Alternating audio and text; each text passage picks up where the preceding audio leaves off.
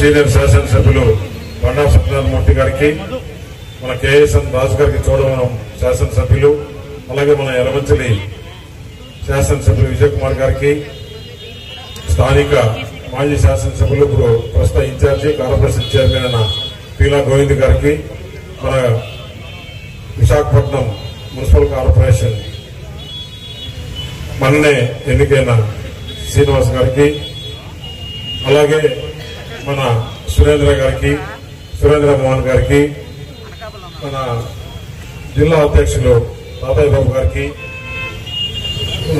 నాగేశ్వర గారికి, సభ అధ్యక్షులు పరమేశ్వర గారికి, ఇక్కడికి వచ్చిన వారికందరికీ కూడా పేరు పేరున ధన్యవాదాలు. మొట్టమొదటిగా మన అనకాపల్లి పార్లమెంటు నియోజకవర్గ ప్రజల తరఫున మన భారతదేశ సైనికులకందరికీ సల్యూట్. ఎందుకంటే వారి తీసుకున్న చొరవ వల్ల మన ప్రధానమంత్రి నరేంద్ర మోడీ గారు చాకచక్యంతో ఎట్లా ఏ విధంగా భారతదేశ ఆ రోజు పెహల్గామ్ లో ఏదైతే మహిళలను పక్కన పెట్టుకుని భర్తలను చంపారో, వారి సింధూరం తీసేశారో, అదే పేరుతో ఆపరేషన్ ముందు మన అమరావతికి వచ్చి ప్రధానమంత్రి గారు అక్కడ మాట్లాడి వెళ్లిన తర్వాత బ్రహ్మాండంగా పాకిస్తాన్ లో ఏదైతే తీవ్రవాదుల స్థావరాలు ఉన్నాయో ఒకే 20 నిమిషాల్లో దాదాపు 9 చోట్ల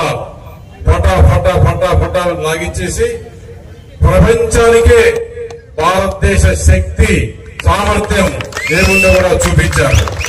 దాంతో ప్రపంచ దేశాలందరూ కూడా మన భారతదేశంకి ప్రధానమంత్రితో మాట్లాడి కూర్చొని డిస్కషన్ చేస్తాం, మీ సమస్య నిజంగా పెద్ద సమస్య, ఈ తీవ్రవాదాన్ని లేకుండా చేస్తామని చెప్పేసి వాళ్ళందరూ కూడా భారతదేశం మీద మాట్లాడడం జరిగింది. దాని తర్వాత పాకిస్తాన్ లో ఏం జరిగింది, మనం ఏం చేశాం? అప్పటి వరకు మన పాకిస్తాన్ లో పౌరులు కానీ పాకిస్తాన్ మిలిటరీ కానీ మనం వెళ్ళాలి.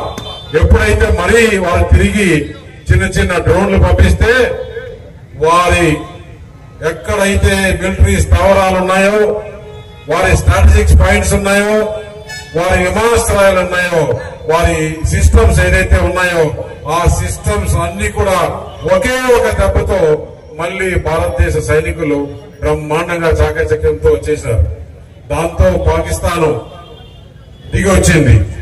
చర్చలు కూర్చుందాం, మేము మీతో మాట్లాడతామని చెప్పి దిగి వచ్చినప్పుడు పాకిస్తాన్ పౌరులకు ఇలాంటి ఇబ్బంది లేకుండా ఈ తీవ్రవాదం అంతమంది వరకు కూడా ఈ సింధూరం ఆపరేషన్ ఆగదని చెప్పేసి ప్రధానమంత్రి గారు చెప్పడం, దానికి భారతదేశం నుంచి ప్రతి ఒక్కరి దగ్గర నుంచి అన్ని రాజకీయ పార్టీలు కాదు, రకరకాల సంఘాలు గాని, బిజినెస్ పీపుల్ దగ్గర నుంచి గాని, అందరి ప్రజల దగ్గర నుంచి కూడా మద్దతు రావడం, అన్ని కులాలు, జాతులు, మతాలు అన్ని ఏకమైపోయి భారతదేశం ఒకటే, భారతదేశం జోలికి వస్తే మనం ఊరుకోమని చెప్పేసి తెలియజేసే విధంగా మనం చేశాం.